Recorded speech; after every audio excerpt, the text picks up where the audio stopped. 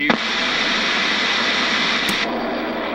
And welcome to Overtime, brought to you by KingsCast at www.kingscast.net. I'm Keith Korneluk. And I'm Chris Kalaszewski. Welcome back, Kings fans. Kings are back in town after a long road trip.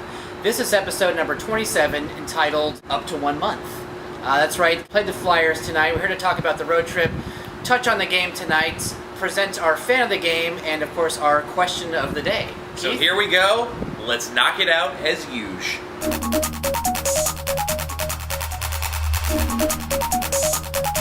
All right, Kings fans, last episode we started things off with a celebratory college handshake sequence. This episode, we begin it with a limp-wristed, well, yeah.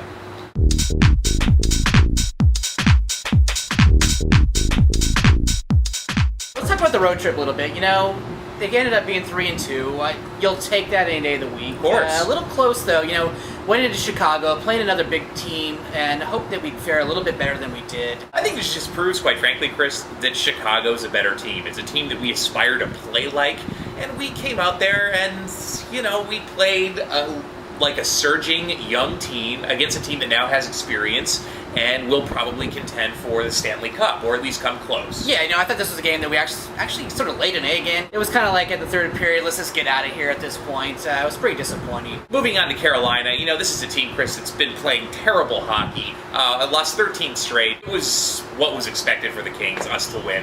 Yeah, but talk about a little scary, though. I mean, the Kings were actually tied with the Hurricanes in this third period. Yeah, they were. We're talking about a team here that is actually worse than, I think, the Toronto Maple Leafs, which is pretty sad. Yeah, the Canes are pretty bad, but what are you going to do? We got the win. We'll take it. Moving on, Chris, to Atlanta.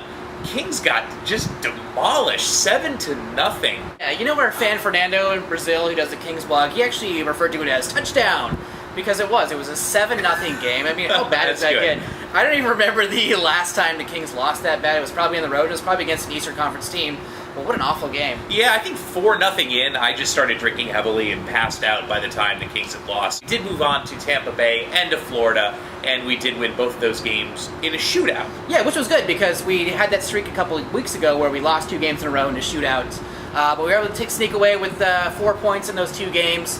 I'll take it. Tampa Bay and Florida aren't necessarily the best hockey teams in the National Hockey League either. For me, these are games we need to, win by a decent margin. But a win is a win. 3-2 on the road. Nobody's going to complain about that. So we'll take it.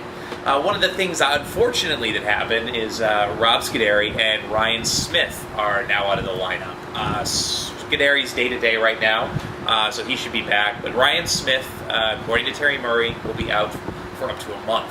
Yeah, the Scuderi injury, as bad as it is, I think we'll live without him in the lineup. But Ryan Smith, I mean, we've seen the chemistry that he has with Kopitar. We've seen what he brings to the team. That's a devastating injury to me. Oh, it absolutely is. And Kopitar they've only been together now for a couple of months, and Ryan Smith has certainly had a big effect on Andrei Kopitar. But now this is Kopitar's team out and out. They don't have a guy like Smith there. The question is, what are we going to do?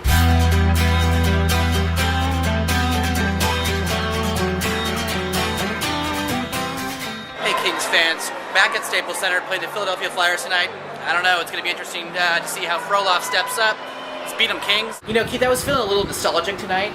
You know, with the injuries to Smith and Scuderi, our big offseason acquisitions, we were pretty much playing with the team that we had last year, which is kind of scary. You know, minus Gauthier and Calder, and plus Parse and Randy Jones. Yeah, and you know what? Yeah, we have a year's more experience, but when you're missing... You're missing 2 key pickups in the offseason, Chris, but you're also missing 2 veterans that we brought in to mentor the young people. These guys are now out of lineup. First period, I thought we matched up well with them, kept the puck away from the Flyers, really doing a good job, sort of getting the offensive zone, staying there, throwing the puck on net, had way more shots than the Flyers had. One of the things that I found most interesting is how well the Kings played physically against the Philadelphia Flyers. I mean, to me, that's been missing a little bit with the Kings this year. Really stepped it up tonight, matched up physically. I was pleased on that. Hey, Kings fans, so it is 1-0 Kings after the first period, and I like what I'm seeing so far. The Kings are controlling the puck, keeping the Flyers out of the zone.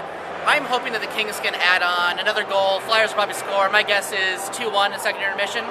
See what happens. Yeah, going into the second period, I was a little worried because the Flyers sort of took control of the game. Seemed like we were in our zone the entire game, and that's just frustrating. Yeah, it was. And then, they had 2 goals in the second period. They really did take control.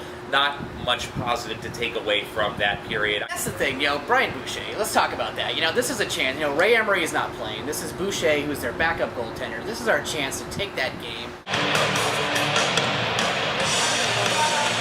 We've had season tickets for 5 years now. We've seen every fan from every opposing team. I gotta say, the Flyers fans are some of the most vulgar and aggressive fans that I've seen. Philly is notorious for having these fans in every sport that they have and every team. But wow, they really brought it tonight. Woo! Let's go Flyers! Woo! They did. You look at a lot of the Canadian fans that come in when Vancouver, Calgary comes. They're certainly spirited fans.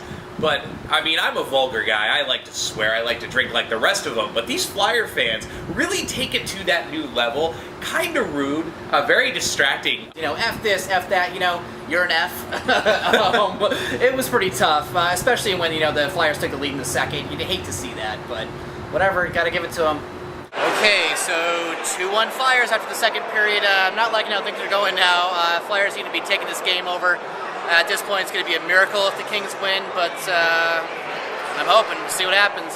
Third period, I was a little worried. I thought the Kings had no chance at all. Honestly, it just didn't feel like. I felt like the game was just going Philly's side.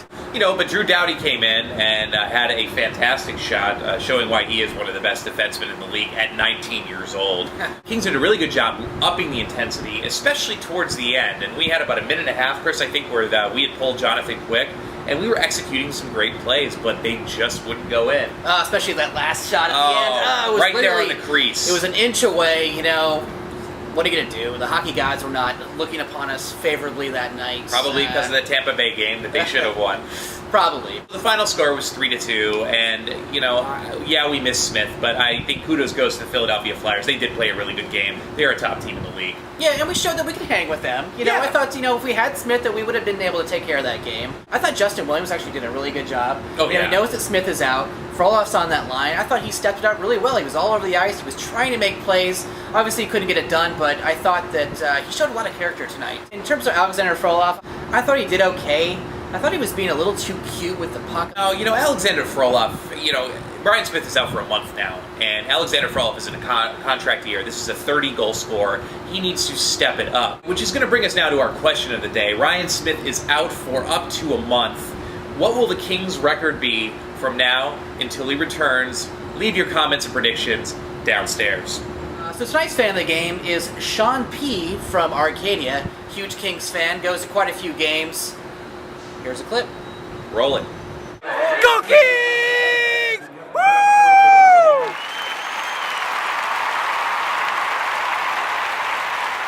So moving forward, Keith, we got some big games coming up, big opposing teams. We've got Calgary twice. We have the St. Louis Blues. We have Chicago. We have Edmonton. And incidentally, Chris, we will be doing a mashup show with Adrian and Chris Nadeau over at the Hockey Zen. And that will be a very interesting show. We'll mash up our opinions. Yeah, see, we get a real good view of how the Kings are going to be playing here with the future without Ryan Smith. Absolutely. Without St. Louis, Chris, there are no gimme games. They're really not. So we got to figure out a way to get it together. We do. It's a little scary. It is a little scary. I want to send a special thank you to everybody who's been commenting on the website, on the Facebook. Guys, we do this for you.